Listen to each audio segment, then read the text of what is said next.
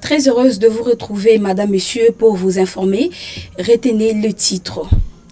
Drame dans le territoire de Massissi, plus de 100 personnes ont été victimes suite à un effondrement dans une mine de coltan. Nous sommes à Rubaya.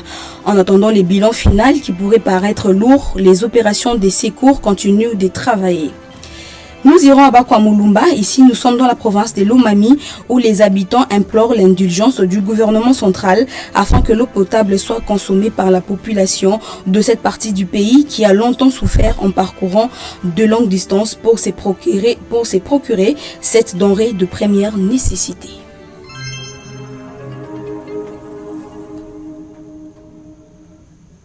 Bonsoir. Un drame minier d'une rare violence s'est produit dans l'est de la République démocratique du Congo. Un effondrement dans une mine de coltan à Rubaya, en territoire de Massissi, a fait plusieurs centaines de victimes selon deux sources locales. Les opérations de secours se poursuivent dans des conditions difficiles alors que les bilans pourraient paraître difficiles. Reportage.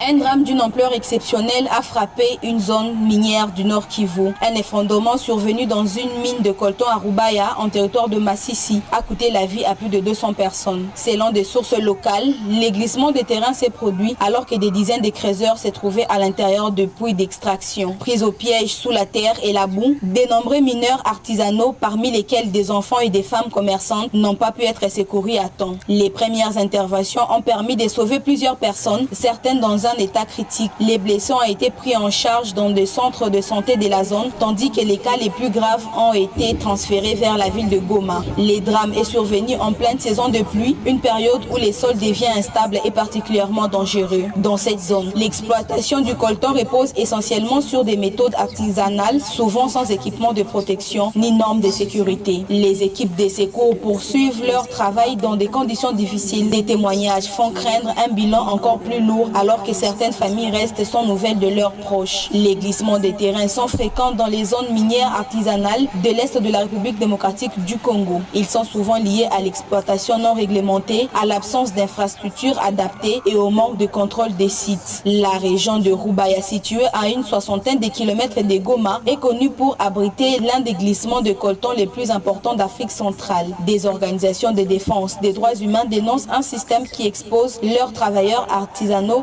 à des graves dangers sans protection ni garantie tout en alimentant des circuits commerciaux internationaux. Depuis plusieurs mois, l'accès à cette zone reste limité en raison de la présence des groupes armés compliquant le travail des journalistes, des enquêteurs et des organisations humanitaires. Un drame de plus qui relance les débats sur la sécurité dans les mines artisanales et sur la responsabilité des acteurs impliqués dans l'exploitation des ressources naturelles.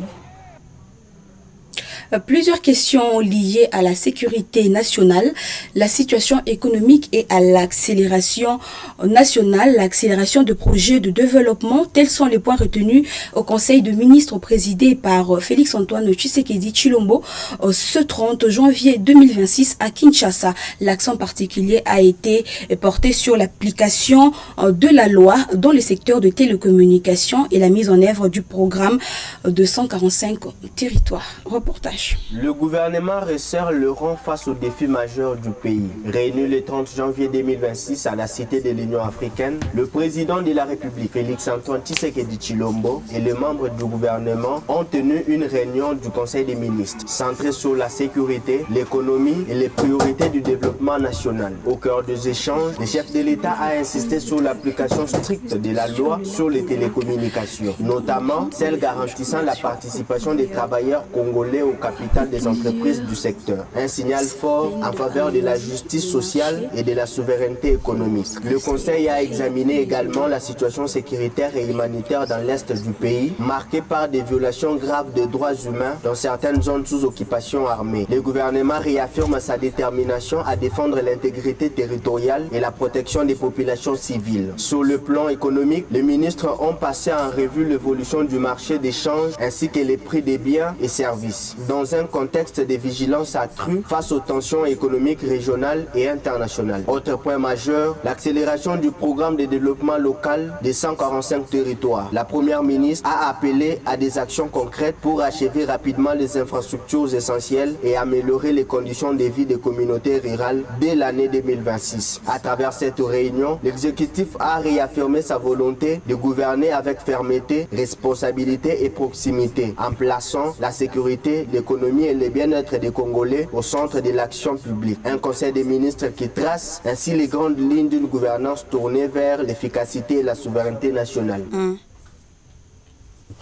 À Uvira, dans le sud Kivu, la reprise du trafic lacustre sur le lac Tanganyika redonne vie aux échanges commerciaux. Après plusieurs semaines de paralysie, le marché recommence à se réapprovisionner. Reportage. Sur les quais du lac Tanganyika et dans les marchés d'Uvira, l'activité reprend progressivement. Des embarcations en provenance de Tanzanie, de la Zambie, mais aussi de Kalemi et Moba accostent à nouveau. À bord, de la farine, des boissons et du poisson salé, des produits devenus rares depuis l'interruption du trafic. Cette reprise intervient après une période difficile, marquée par l'insécurité et l'arrêt total des échanges lacustres. Les commerçants, durement touchés, tentent aujourd'hui de relancer leurs activités. Côté consommateurs, le retour progressif de produits importés est accueilli avec satisfaction. Les prix restent encore instables, mais l'espoir renaît. Malgré cette amélioration, les opérateurs économiques appellent les autorités à des mesures d'accompagnement. Ils demandent notamment que la ville d'Uvira soit reconnue comme zone sinistrée afin de bénéficier d'allègements fiscaux et de relancer durablement l'activité locale. Ils demandent notamment que la ville d'Uvira soit reconnue comme zone sinistrée et de relancer durablement l'économie locale afin de bénéficier d'allègements fiscaux. Entre espoir et prudence, Uvira amorce lentement son redressement économique porté par la reprise du trafic sur les lacs Tanganyika.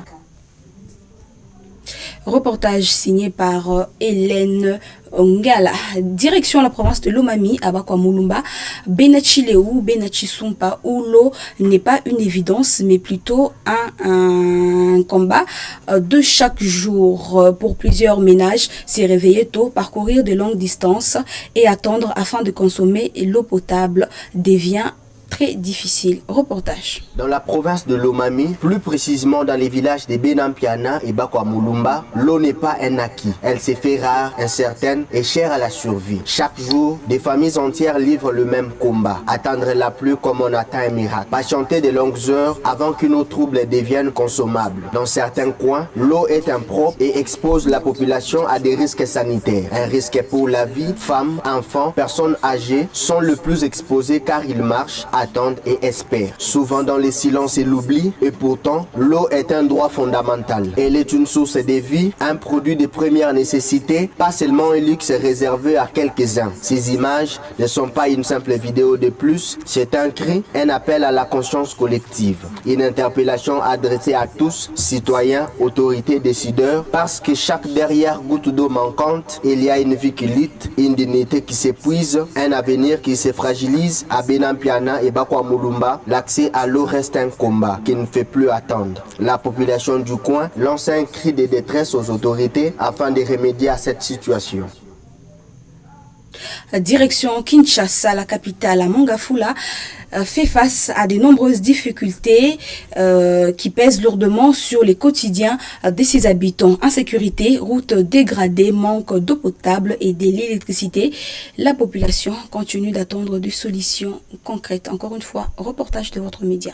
Rien n'a changé. Les quotidiens restent difficiles pour les habitants de Mongafula. L'insécurité est partout. Les habitants vivent dans la peur, surtout le soir. Les rues sont souvent désertes, les passants prudents. Les vols, l'agression et braquage inquiètent chaque famille. Les enfants hésitent à sortir jouer et les commerces ferment tôt. L'érosion avance sans relâche. Des maisons se fissurent, parfois s'effondrent. Les quartiers proches des collines sont les plus touchés. Certaines familles ont déjà perdu leurs biens et doivent reconstruire chaque année. Pendant ces temps, les routes restent inachevées. Les travaux commencent puis s'arrêtent. La poussière et les nids de poules rendent les déplacements difficiles. Année après année, rien ne change. L'eau potable est devenue un luxe. Dans certains quartiers, elle arrive un mois seulement. Ailleurs, il faut attendre 6 mois et parfois une année entière passe sans eau. Les habitants parcourent de longues distances, bidons à la main pour pouvoir boire, cuisiner et se laver. Les enfants et les femmes sont souvent le plus touchés et les maladies liées à l'eau deviennent fréquentes. L'électricité, elle aussi, reste incertaine. Certains quartiers sont servis régulièrement, d'autres vivent dans le noir. La lumière dépend du quartier, pas d'endroit. Les habitants se retrouvent obligés de recourir à des bougies ou à des lampes à pétrole et les enfants ont du mal à étudier le soir. On demande souvent aux habitants de ces terres, mais ces terres, c'est accepter et accepter, c'est renoncer. Alors le voix s'élève. Les habitants continuent d'en parler. Ils demandent simplement de vivre normalement avec de l'eau, de l'électricité, des routes praticables, la sécurité et la dignité. Mongafula mérite mieux parce que vivre dignement n'est pas une faveur, c'est un droit. Chaque enfant, chaque femme, chaque homme a le droit de rêver et d'espérer et ses habitants ne renonceront pas à leurs droits. Et clôturant ce journal en direction du Kasaï oriental en Mbujimaï, dans la commune de Bipemba, où un jeune homme de 21 ans a perdu la vie suite à une bagarre survenue entre amis, selon les témoignages de la famille. Les circonstances exactes de cet incendie restent à éclaircir. Nos pensées vont droit à cette famille. Suivons cette vidéo. Ouais.